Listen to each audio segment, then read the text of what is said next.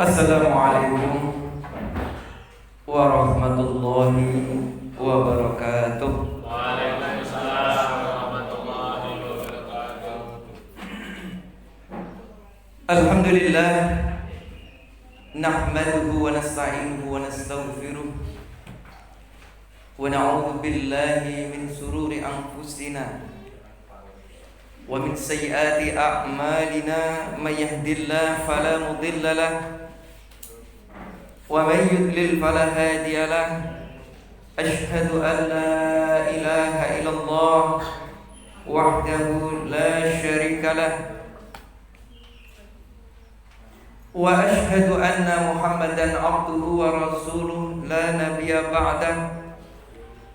Allahumma shalli wa sallim wa barik ala Muhammad wa ala alihi wa ashabihi wa man tabi'ahum bi ihsan ila yaumiddin, amma ba'd. Qala Allah ta'ala fi kitabil karim, a'udzu billahi minasy syaithanir rajim. Ya ayyuhalladzina amanu taqullaha haqqa tuqatih wa la tamutunna illa wa antum muslimun. Bapak Ibu hadirin sekalian yang dirahmati Allah Subhanahu wa taala, alhamdulillah kita bersyukur kepada Allah Subhanahu wa taala atas segala karunia-Nya yang Allah limpahkan kepada kita semua, sehingga pada kesempatan di pagi yang cerah ini kita bisa berkumpul di dalam majlis ta'lim, majlis ilmu yang merupakan Riyadhatul Jannah, taman surga Allah yang berada di dunia.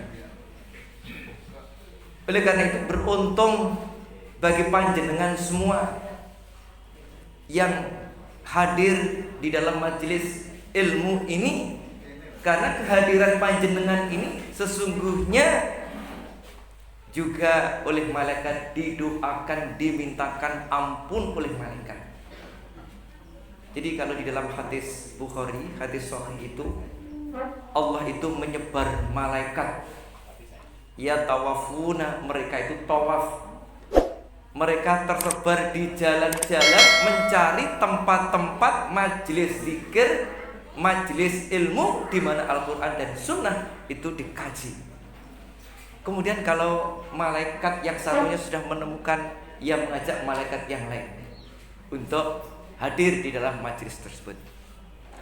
Nah, apa tugasnya? Tugasnya adalah di antara lain adalah mendoakan, Allahumma gfir lahu li fulan, ya Allah ampuni dosa-dosa si fulan ini. Allahumma arhamhu, ya Allah rahmati si fulan yang hadir di dalam majlis ilmu. Nah, ini adalah keutamaan dari majlis zikir atau majlis ilmu. Mudah-mudahan Allah nanti juga akan mengumpulkan kita di Riyadhatul Jannah, taman surga Allah di akhirat kelak. Amin. Amin ya rabbal alamin. Salawat dan salam semoga senantiasa Allah limpahkan kepada uswah kita, khutwah kita, Rasulullah Muhammad sallallahu alaihi wasallam, keluarganya, para sahabatnya, para tabi'in, para tabi'in, dan juga kepada siapa saja yang istiqomah dalam melaksanakan sunnah-sunnahnya. Mudah-mudahan kita diakui sebagai umatnya yang berhak menerima syafaat di yaumil qiyamah. Amin. Amin ya rabbal alamin. Masyaallah muslimin yang dirahmati Allah Subhanahu wa taala, mengawali kajian kita di pagi hari yang cerah ini, mari kita baca firman Allah Subhanahu wa taala di dalam surat Al-An'am ayat 82. A'udzu billahi minasy syaithanir rajim. Alladzina amanu wa lam yalbisu imanahum bidzulmin ulaika lahumul amnu wa hum muhtadun. orang-orang yang beriman, yang tidak mencampur adukkan keimanannya dengan kezaliman, ulaika lahumul amnu, maka Allah akan memberikan jaminan.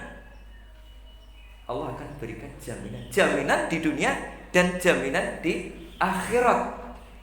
Jaminan di dunia sebagaimana di dalam ayat yang banyak, wa may yattaqillah yaj'al lahu makhraja wa yarzuqhu min haitsu la yahtasib. Allah akan memberi kemudahan jalan keluar dari berbagai macam problem.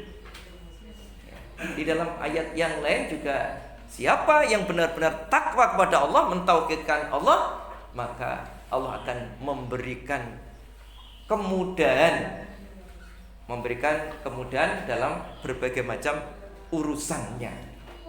Kemudian kata Allah, wa yarzuqhu min haitsu la yahtasib, Allah akan memberikan rezeki dari jalan yang tidak disangka-sangka. Jadi syaratnya iman tidak mencampur adukan keimanannya dengan kezalimannya, ya. Bagi mereka akan mendapatkan jaminan keamanan, wahum muhtadun, dan mereka itulah adalah orang-orang yang mendapatkan petunjuk. Masyarul muslimin yang dirahmati Allah Subhanahu wa taala. Kemudian Abdullah bin Mas'ud yang mengatakan ketika turun ayat ini dalam surat Al-An'am ayat 82, ia matur kepada Rasulullah, "Ya Rasulullah, mana mungkin di antara kita para sahabat ini ada yang tidak pernah berbuat zalim?" Karena dalam pandangan sahabat, zalim yang dimaksud itu adalah zalim-zalim yang biasa, seseorang mendolimi pada orang lain, sebagaimana ini yang terjadi di antara kita. Tetapi kata Nabi, bukan itu. Yang dimaksud zalim di sini adalah kesyirikan, sebagaimana firman Allah Subhanahu wa taala dalam surat Luqman ayat 13. Begitu ada pertanyaan dari sahabat, kemudian turun ayat surat Luqman ayat 13. Ya bunayya la tusyrik billah inna syirka la zulmun azim. Wahai anakku, ini nasihat Luqmanul Hakim kepada putranya, la tusyrik billah, jangan kalian mensekutukan Allah. Inna syirka la zulmun azim, sesungguhnya mensekutukan Allah adalah perbuatan dosa besar. Bapak Ibu hadirin sekalian yang dirahmati Allah Subhanahu wa taala.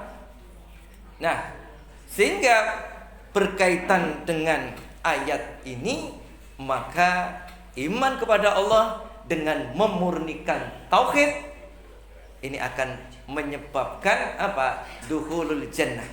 Man haqqaqa tauhid wa khalasa minas syirik dakhalal jannah. Siapa yang mereka itu memurnikan tauhid dan menjauhkan diri dari kesyirikan, dakhalal jannah, maka ia akan mendapatkan jaminan surga. Nah, kita kaji pada hari ini adalah bagian dari kitab tauhid, yakni adalah asyirkul uluhiyah awil ibadah wa anwa'iha.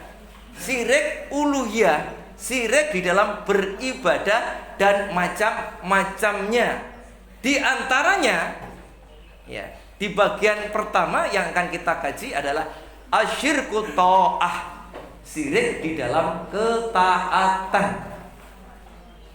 Ternyata ketaatan kepada selain Allah, apakah ketaatan kepada para ulama, ketaatan kepada al-ubad, para ahli ibadah, ketaatan kepada as-sadat, pemimpin-pemimpin, wal kubara, pembesar-pembesar, ketaatan kepada orang tua, ketaatan kepada nenek moyang, dan ketaatan kepada hawa nafsu.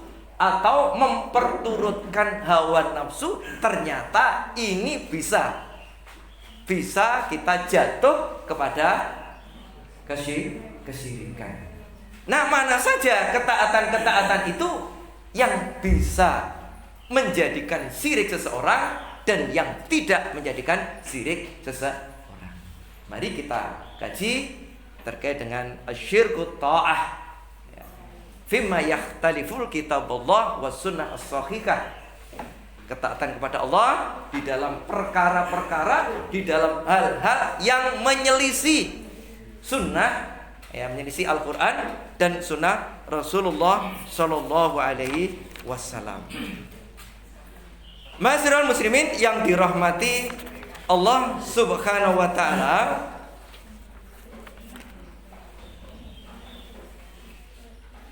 di bagian yang pertama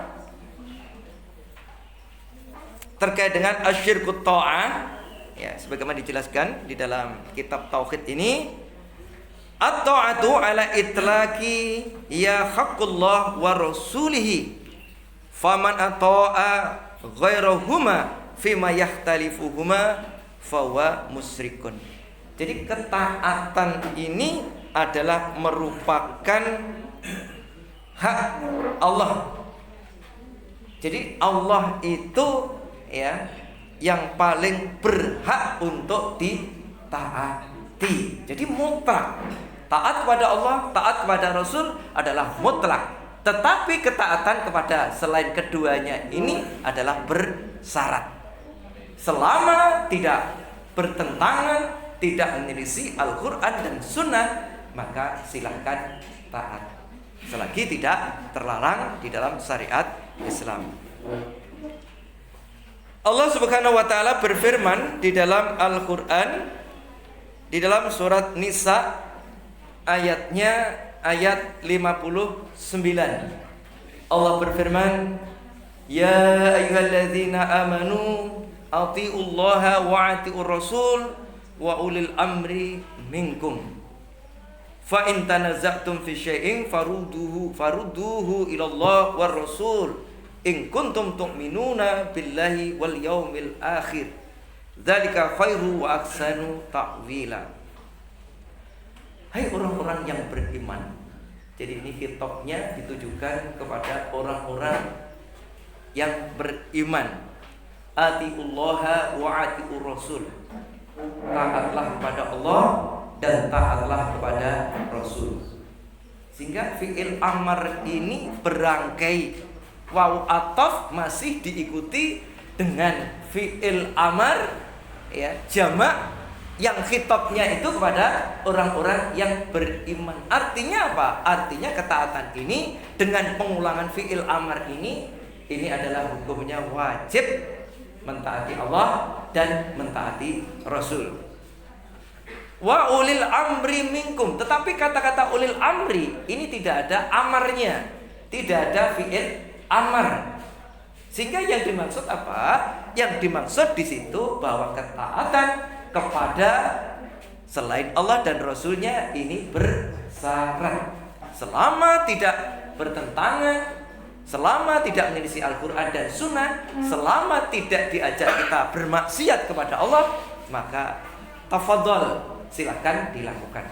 Tetapi ketika sudah bertentangan dengan Al-Quran dan Sunnah, maka wajib kita tinggalkan. Ketika kita tetap bertahan, maka kita akan masuk kepada perangkap syirik asyirkut ta'ah, syirik di dalam satu ketaatan. Wa in tanaza'tum fi syai'in farudduhu ila Allah war rasul. Dan jika kalian bertanazu', berbeda pendapat, berbeda pandangan, maka kembalikan kepada Allah dan Rasul. Maksudnya kembalikan kepada Al-Quran untuk menghukumi perkara tersebut. Kalau nggak ditemukan, kembalikan kepada sunnah as-sahihah, sunnah yang sahih. In kuntum tu'minuna billahi wal yaumil akhir. Jika kalian memang benar-benar beriman kepada Allah dan beriman kepada hari akhir. Dzalika khairu wa ahsanu ta'wila. Yang demikian itu lebih utama bagimu dan lebih baik akibatnya.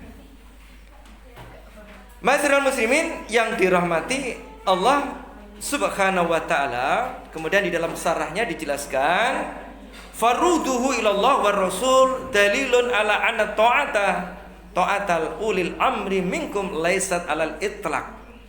Jadi berdasarkan dalil Al-Qur'an ini ternyata ketaatan kepada ulil amri di antara kalian itu laisat bi itlaq, tidak mutlak, selagi ya tidak bertentangan kepada Allah silakan. Kalau sudah bertentangan wajib kita berhenti. Ketika kita lanjutkan maka akan masuk pada perangkap syirik. Wa inna ma'ala waqfil Quran was sunnah shahihah. Ya, hanya saja ketaatan itu kepada apa yang sesuai dengan Al-Qur'an dan sunnah. Apakah ketaatan kepada ulil amri, ketaatan kepada ulama, ketaatan kepada al-ubad, ahli ibadah, ketaatan kepada asyadat wal khubara, para pemimpin, para penggede, ya, juga termasuk ketaatan al-hawa, hawa nafsu. Ketika kita turuti yang itu ternyata mengarah kepada perbuatan-perbuatan maksiat kepada Allah, maka kita juga akan terjebak kepada syirik ta'ah anil hawa, yakni adalah kesirikan karena mentaati yakni hawa nafsu. Ma'asyiral muslimin yang dirahmati Allah Subhanahu wa taala. Nah, di bagian yang pertama ini adalah wa minasyirki ta'atul ulama wal ubad fima yukhalliful kitaba was sunnata as-sahihah. Termasuk perbuatan syirik di dalam ketaatan, yakni adalah taat kepada ulama, taat kepada al-ubad, para ahli ibadah, fima yukhalliful kitab was sunnah as-sahihah, di dalam perkara hal-hal yang menyelisih Al-Qur'an dan menyelisih sunnah Rasulullah sallallahu alaihi wasallam. Nah, Allah Subhanahu wa taala berfirman, Allah mengingatkan Quran ini diturunkan diantaranya agar bisa ditadzaburi, agar bisa diambil pelajaran, ya, pelajaran sejarah sirah masa yang lalu. Allah berfirman di dalam Al-Quran surat At-Taubah ayatnya ayat 31. At-Taubah ayat 31.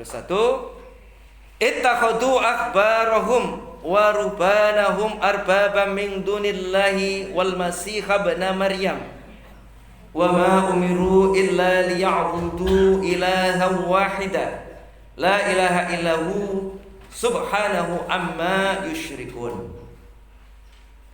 Ittakhadhu, mereka itu menjadikan akhbarahum, yakni para alim, para ulamanya. Kalau ahbarahum ini ulama-ulama Yahudi tempo dahulu. Warubanahum, dan para pendeta-pendeta di antara mereka dijadikan sebagai sembahan, arbabam min dunillah, yang disembah. Kalau bagi kita adalah al-ulama, yang dijadikan sebagai sembahan. Nah, bagaimana menjadikan ulama-ulama dan para ahli ibadah itu sebagai sesembahan? Ya. Kemudian di ayat berikutnya, wa rubanahum arbaba min dunillahi wal masih ibn Maryam. Dan mereka itu juga menjadikan Isa al-Masih, putranya Maryam, itu sebagai sembahan, sebagai Tuhan.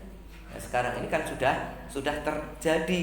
Tempo dahulu juga sudah, bahwasanya Isa itu ya bukan lagi dianggap sebagai nabi, tetapi Isa dianggap sebagai Tuhan di dalam agama tertentu. Ini. Padahal kata Allah, wa ma umiru illa liya'budu ilahan wahida. Padahal tidaklah diperintahkan ya kepada mereka kecuali agar mereka itu menyembah kepada Tuhan yang satu. yakni adalah Allah. La ilaha illahu, ya, tidak ada ilah, tidak ada al-ma'bud sesembahan illahu kecuali Dia Allah.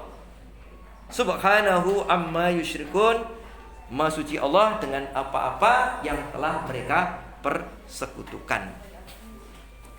Masyarul muslimin yang dirahmati Allah Subhanahu wa taala, ketika turun ayat ini, maka Adi bin Hatim, ya, radhiyallahu an, maka dia mengatakan, "Ya Rasulullah, inna lasna na'buduhum."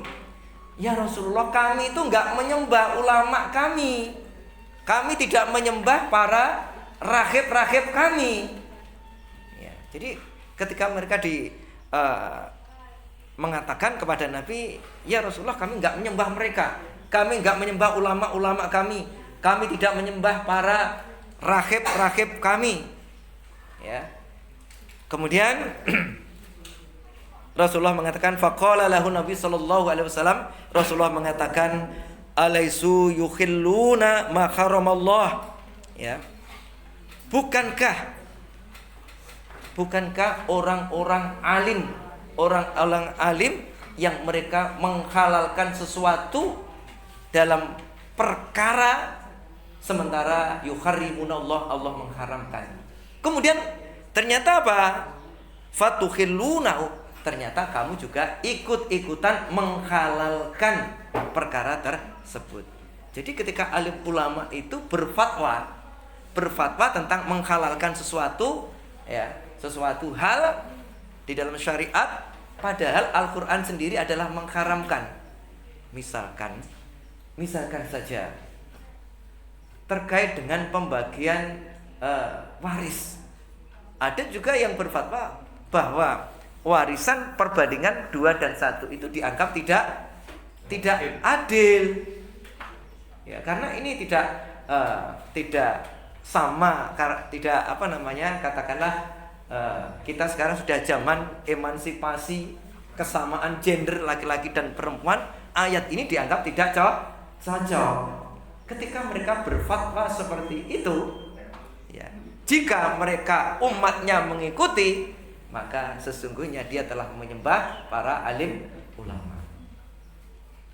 Misalkan juga ada yang berargumen atau menggunakan dalil bahwa Allah Subhanahu wa taala itu sesungguhnya perintah berhijab, ya, berhijab atau mengenakan nutup aurat bagi perempuan, ya, berhijab ini adalah bukan perintah, tetapi ini adalah merupakan budaya Arab. Ini ada juga ulama yang mengatakan seperti itu, padahal Allah Subhanahu wa taala jelas di dalam surat An-Nur ayat 31, kemudian Al-Ahzab ayat 59, itu tegas sekali, ya, mereka itu memerintahkan. Ketika ada yang menyandang ulama berfatwa seperti itu, dan ketika kita mengikuti, maka kita akan masuk kepada yang disebut adalah menuhankan ulama. Ini yang dimaksud kata Nabi. Bukankah ketika mereka itu para rahib, para ulama itu menghalalkan sesuatu, di saat itu Allah mengharamkan, kamu mengikuti ulama itu bukan? Ya, katakan itu. Kemudian wa yukharrimuna ma akhalallah fatukharrimunahu. Ketika para alim, para ulama itu mengharamkan suatu padahal Allah itu menghalalkan, ternyata apa? Fatukharrimunahu, kamu pun juga ikut-ikutan fatwa ulama itu juga mengharamkan sesuatu tersebut. Qala, ya. Kemudian kata Adi bin Hatim, "Bala, benar ya Rasulullah, itu benar. Itu yang terjadi pada kami seperti itu." Fatilka ibadatuhum, itulah bentuk penyembahan kamu kepada ulama, kepada rahib. Ya, jadi hati-hati ketika ulama berfatwa nyimpang, kok itu diikuti, maka resikonya kita akan kena yang namanya asyirkut ta'ah. Ini termasuk syirik yang besar. Ya, ini makanya hati-hati, ya. terhadap ulama-ulama ya, ulama-ulama yang jahat, yang mereka dengan berargumentasi dalil bisa diputar-putar. Ya, ini bagi orang yang awam ya, makanya ini akan bingung ketika menghadapi para ulama seperti itu. Masyarakat muslimin yang dirahmati Allah Subhanahu wa taala. Kemudian yang kedua, wa minasyirki ta'atu sadati wal kubara'i fima yukhaliful kitaba was sunnah as-sahihah. Jenis kedua termasuk perbuatan syirik. Ketaatan adalah taat kepada as-sadat, yakni adalah para pemimpin ya, wal kubara, pembesar. Ya, kalau zaman dahulu itu kan di kerajaan pembesar kerajaan atau raja ya, ketika itu di dalam apa? Fima yukhalliful kitab was sunnah as-sahihah, terhadap apa-apa yang menyelisih Al-Qur'an dan sunnah Rasulullah sallallahu alaihi wasallam. Nah, Allah Subhanahu wa taala berfirman, monggo bisa dilihat di dalam Al-Qur'an suratnya Al-Ahzab ayat 67 sampai dengan ayat 68. Yauma tuqallabu wujuhuhum fin nari yaquluna ya laitana ata'na Allah wa ata'na Rasul wa qalu rabbana inna ata'na sadatana wa kubara'ana fa adalluna sabila rabbana atihim difain minal azabi wal anhum la'nan kabira. Jadi di dalam ayat ini ya, yauma tuqallabu wujuhahum, tatkala wajah mereka dibolak-balikkan di neraka. Ini kalau bahasa kita ketika mereka masuk neraka dan diancep-ancep nih di neraka, wajah mereka yaquluna, mereka mengatakan ya laitana, ya duhai sekiranya ya, ata'na Allah wa ata'na Rasul, andaikan dulu kami taat kepada Allah dan taat kepada Rasul, tidak seperti ini jadinya. Gara-gara kami nggak mau taat kepada Allah dan taat kepada Rasul, lebih taat kepada pemimpin yang menyesatkan kami, jadinya kami masuk ke neraka.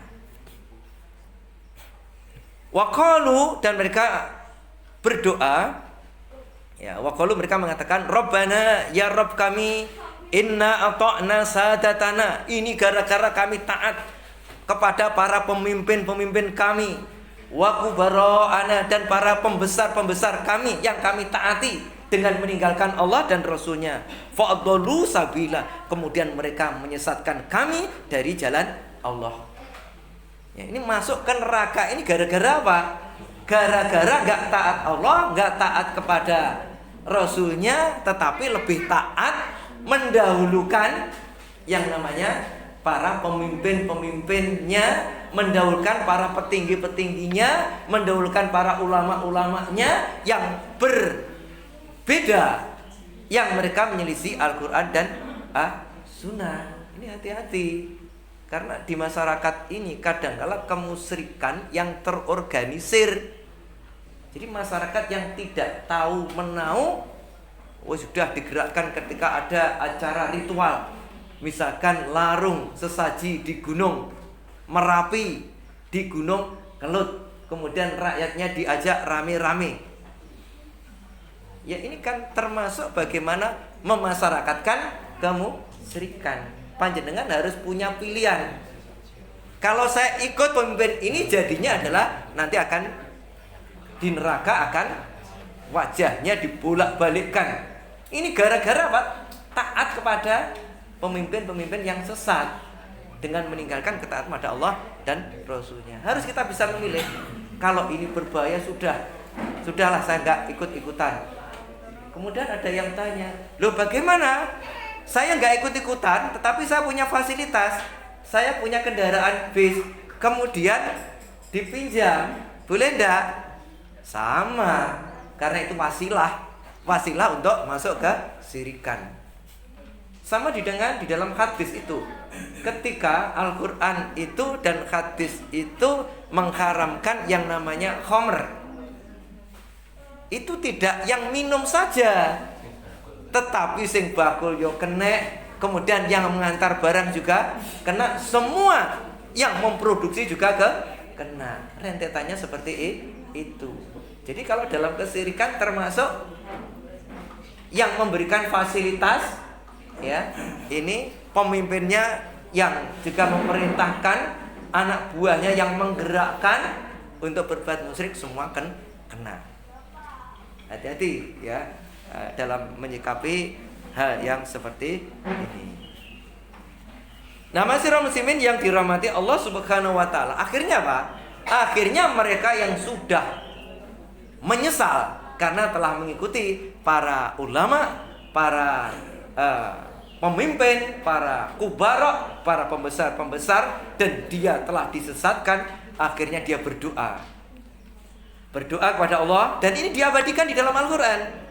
Rabbana atihim di'fain min azab. Ya Allah, ya Rabb kami, datangkan kepada mereka 2 kali siksaan yang lebih berat. Jadi minta kepada pemimpin yang telah menyesatkan agar mereka disiksa dengan 2 kali siksaan yang lebih berat. Wal anhum la'nan kabira, dan laknatlah mereka ya Allah dengan laknat yang besar. Jadi sudah kadung masuk neraka, dia nggak bisa berbuat apa-apa, tinggal penyesalan, bisanya berdoa kepada Allah, ya Allah, karena kami telah disesatkan oleh pemimpin-pemimpin kami telah disesatkan pada pembesar-pembesar kami telah disesatkan pada ulama-ulama su' kami, maka kami mohon siksa mereka dengan siksaan 2 kali yang lebih pedih. Wal anhum, dan laknat mereka laknan kabira, dengan laknat yang dahsyat. Masyarakat muslimin yang dirahmati Allah Subhanahu wa ta'ala, ya. Kemudian dijelaskan di dalam kitab ini, di syarahnya, wa bayyanallahu ta'ala inna haqqa ta'ati 'alal itlaq lillah wa rasulih, ya. Wa inna ta'atas sadat wal kubara fima yukhallifuhuma sababul dhalal wa dukhulu finnar, yadallah yadabillahi an dzalik.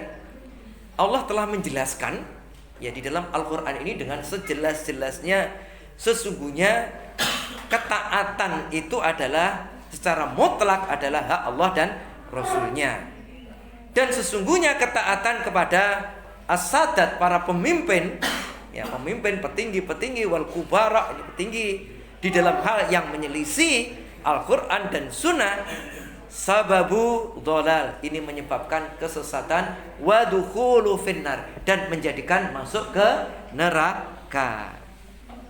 Iyadal billah an dzalik. Oleh karena itu waspada dan kita berlindung, ya, kita berlindung kepada Allah dari perbuatan, dari hal-hal yang demikian itu.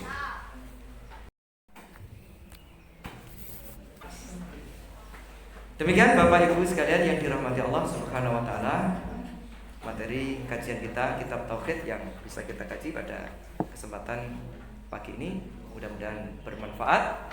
Nasrul minallah wa fathun qarib wa basyiril mu'minin. Assalamualaikum warahmatullahi wabarakatuh. Waalaikumsalam warahmatullahi wabarakatuh.